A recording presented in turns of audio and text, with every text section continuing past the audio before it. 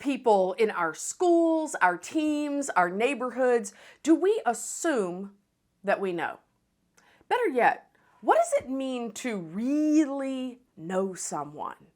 We all want to be known. We all want other people to get us.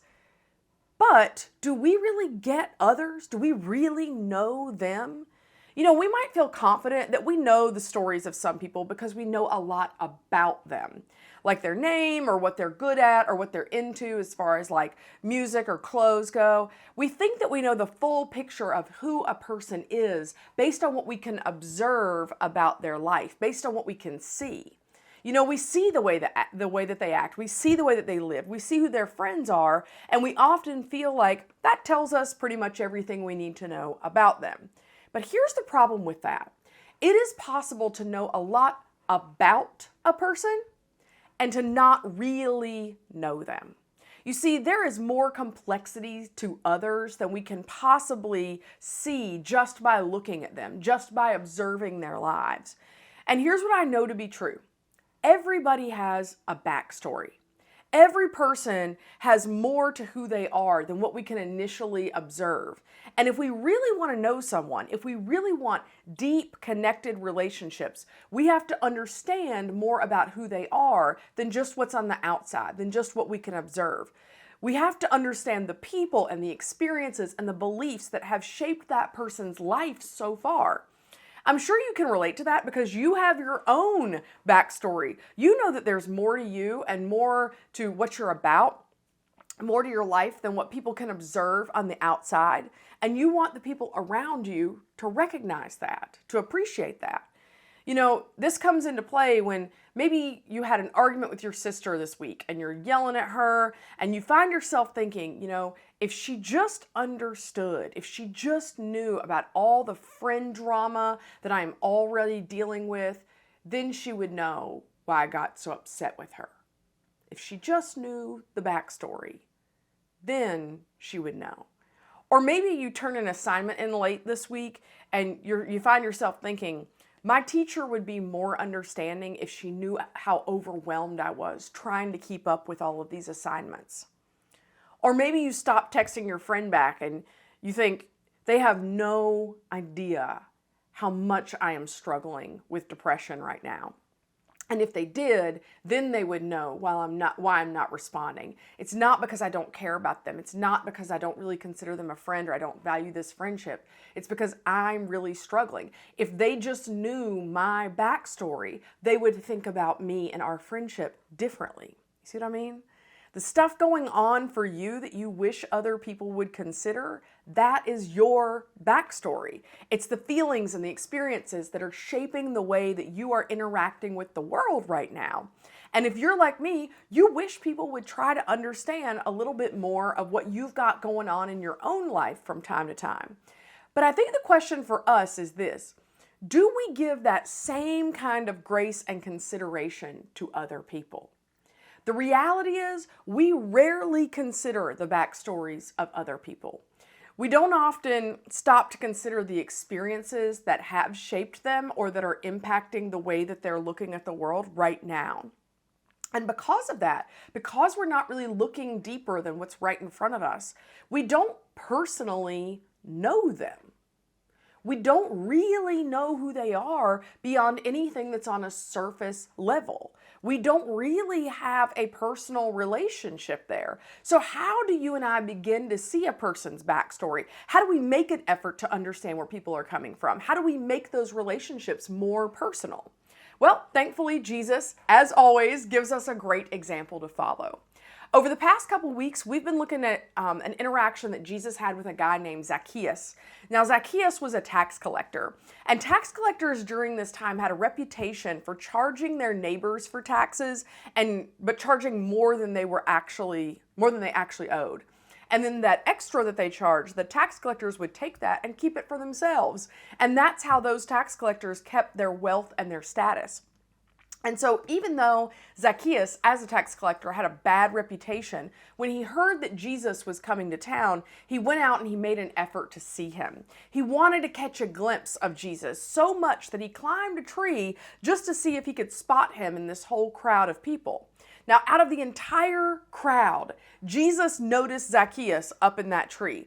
And not only that, but Jesus walked over and called Zacchaeus by name and told him to get out of that tree and that Jesus was going to hang out with Zacchaeus.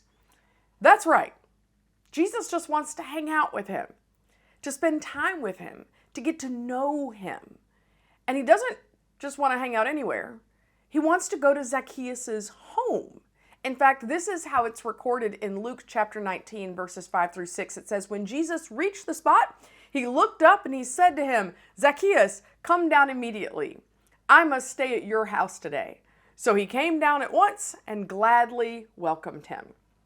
Now, I realize that Jesus inviting himself over to Zacchaeus' house may seem a little strange to us, but it would have been absolutely wild in this culture 2,000 years ago, because Zacchaeus was not a good dude, and everyone knew that. Jesus knew it. But Jesus wasn't satisfied in only knowing about Zacchaeus, in only knowing about his bad reputation. He wanted to take the step of going right where Zacchaeus lived. He wanted to really get to know Zacchaeus. You see, there is something about where we live that says a lot about who we are. Where we live is usually the place where we are the most comfortable. It's the place where our guard comes down and we can be who we really are. Our home is such a personal reflection of who we are. Can you imagine Jesus coming over to Zacchaeus' house and Zacchaeus kicking his sandals off and putting on his barbecue apron and kicking back with Jesus? Now, I'm not sure that that's exactly how it went down, but one thing is clear. Jesus wanted to have a personal relationship with Zacchaeus. He wanted to know him beyond the surface level, beyond his bad reputation.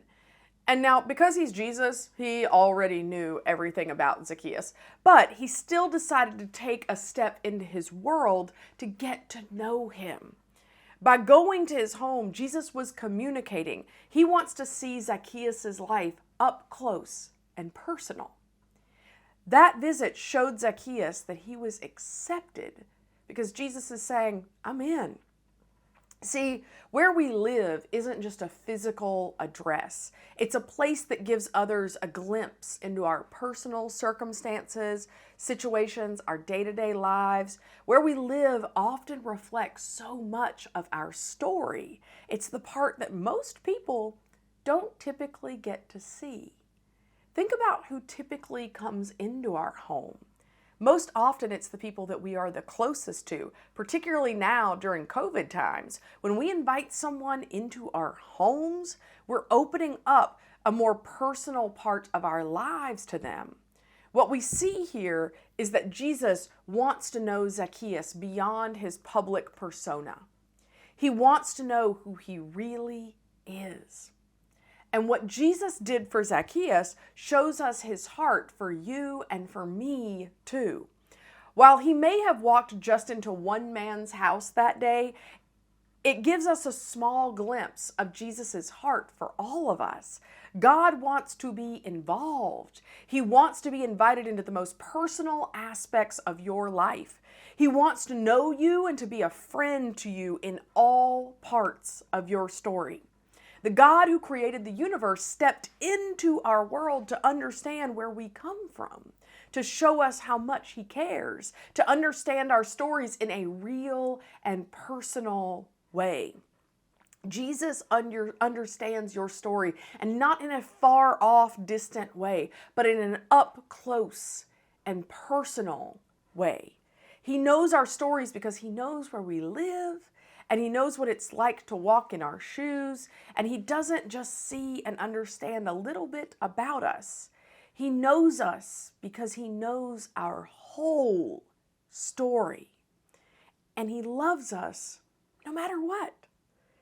And if the way that we treat people is going to be personal, then we have to choose to understand the stories of others, just like Jesus does for us. So where do we start with that? Well, before we get to know others, we need to become known ourselves. For some of us, that first step might mean that we acknowledge that Jesus wants to know us personally. In fact, he already knows you better than you know yourself. But even though we know that Jesus wants to be close to our hearts, we often try to keep him at a distance. So often we try to hide our hearts. At least we try to hide the parts that we're ashamed of or insecure about from him. I want to encourage you to welcome Jesus into your life the way that Zacchaeus welcomed him into his home. Allow Jesus to be involved and to see every part of your story. And be reminded that he already does. And he loves you. Let him speak into every part of your life. You see, welcoming someone into your home allows them to see our most personal inner world, the part that we keep closed off to a lot of the world. And that can feel vulnerable. We can end up feeling exposed or wondering, what are they going to think? Don't try to close the doors of your heart, of your life. Tell Jesus, don't find yourself telling Jesus, don't look in there, it's messy. Jesus knew Zacchaeus' life was messy. And he said, I'll take it. I want to know you. Invite me over. Invite me into your mess. Because I love you. We also want to let others into our story. Some of us have closed off so much of what makes us who we are. We are so afraid of being truly known. We want to be known. We want to be deeply loved, but we're afraid to let others into our full lives. We're afraid to share our whole story with them. So the step you might need to take is that you share a little bit more of your story with someone who really cares about you, someone that you already trust, that is already a big part of your life. And a great place to start is with your small group and with your small group leader. What if you shared a little bit more about where you come from? What if you told them a little bit more about what your life is really like? Not just your public persona, but what your life is like on a more personal level. What if you opened up to share more about the people and experiences that have shaped your life so far? It could be the step that helps them to know and care about you personally in a deeper and more meaningful way. Maybe you're in a place where you want to have more meaningful, personal relationships with others the way that Jesus did for you.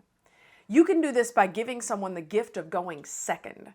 In other words, you can be the first one to share because sometimes it's really intimidating to share about our personal lives. So you can choose to share a little bit about your own backstory so that other people know it's safe for them to share part of their story with you. When you share a little bit about your own life, your own experience, it can give someone else the courage to do the same thing. And when someone does share their story with you, make sure that you choose to listen and ask questions because you want to learn more. When you show someone that you care by listening and by wanting to know more, you show them how personal getting to know their story is for you. You show them that it matters. Just imagine if getting to know the stories of your classmates, your teammates, your neighbors was something that you took personally. You'd start seeing people for who they really are instead of what we just think that they are. You'd become known as a person who is really caring, a person that they can trust, a person who wants to know people in a real and meaningful way. You actually have a great opportunity to start doing that with your own small group. That's a great place to start. It's a great place to be curious about other people, to ask questions, to listen, and to get to know their whole story. And you can share your whole story with them in return. You see, this is how we are reminded of what Jesus wants to know. Jesus wants to know the most personal parts of our lives, and he wants us to be people that share our lives with one another. That we share our lives with the people that we love and the people that we trust, and we get to know their stories. That's how we all get to live in a world where we feel loved and known.